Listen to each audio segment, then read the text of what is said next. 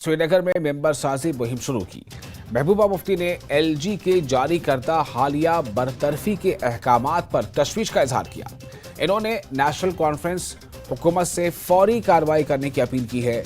महबूबा मुफ्ती ने कहा कि आवाम ने इन्हें इस तरह के मसाइल को हल करने और ऐसे वाक़यात को रोकने के लिए मैंडेट दिया है।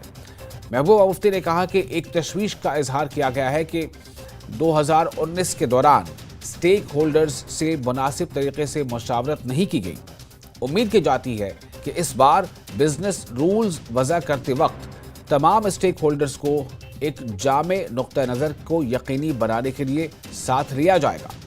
सज्जाद लोन इंजीनियर रशीद को एतमाद में नहीं लिया गया। मुफ्ती ने कहा कि अगर बिजनेस रूल्स मंजूर होते हैं तो ये आर्टिकल 370 और 35A को मनसूख करने के ताबूत में आखिरी कील साबित होगा। महबूबा मुफ्ती ने कहा कि बीजेपी ये समझने की गलती न करे कि कश्मीर में हालात ठीक हैं और अगर सूरत हाल बेहतर होती तो HM और LG यानी कि वजीर दाखिला और लेफ्टिनेंट गवर्नर सिक्योरिटी मीटिंग क्यों करते। महबूबा मुफ्ती ने कहा कि मुजफ्फराबाद राहदारी को तिजारत के लिए जारी किया जाए। महबूबा मुफ्ती ने मरकज से अपील की है कि मामूली केसेस के लिए हिरासत में लिए गए नौजवानों को रिहा किया जाए। धड़धड़ का सिलसिला फिर से चालू किया गया है और जो मुलाजमी की टर्मिनेशन वो चालू है। लोगों को उम्मीद थी कि सरकार बनेगी, ये जो पकड़ दकड़ का छापों का सिलसिला बंद होगा, मुलाजमों को टर्मिनेट करने का सिलसिला बंद होगा, मगर ऐसा कुछ नहीं हो रहा है।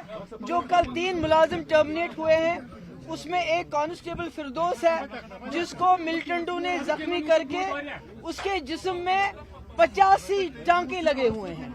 वो पिछले 2 साल से 2022 से कमरवारी में बैठा हुआ था, बच्चे लेके अपने घर नहीं जाता था। उसको भी मिलिटेंसी के नाम पे टर्मिनेट किया, छापे मारे जाते हैं। जो लोगों को उम्मीद थी कि तब्दीली आएगी, लोगों का बचाव होगा, वो नहीं हो रहा है। अब मेरी गुजारिश है उमर साहब से कि आपको लोगों ने बहुत बड़ा एतमाद दिया है, आपके ऊपर बहुत बड़ी जिम्मेवारी है। जो फैसला 2019 में नाजायज तरीके से, गैर आईनी तरीके से पार्लियामेंट में किया गया, कहीं खुदा ना खास्ता असेंबली के बिजनेस रूल्स बना के, जिसकी कमेटी में आपने PDP वालों को नहीं रखा, सज्जाद लोन से को नहीं रखा, इंजीनियर रशीद को नहीं रखा, बल्कि BJP वालों को रखा, कहीं आप उस फैसले पे अपनी मुहर न लगाएं जो 2019 में हुआ। उससे 370 और 35A का जो हमारा केस है वो कमजोर हो सकता है। एक बात। दूसरी बात, मैं BJP गवर्नमेंट से भी कहना चाहती हूँ, जिस तरह 2016 में आपने बहुत बड़ा डेलीगेशन भेजा था जम्मू कश्मीर में कश्मीर के सेपरेटिस्ट के साथ बात करने के लिए, और उस वक्त वो टस से मस नहीं हुए।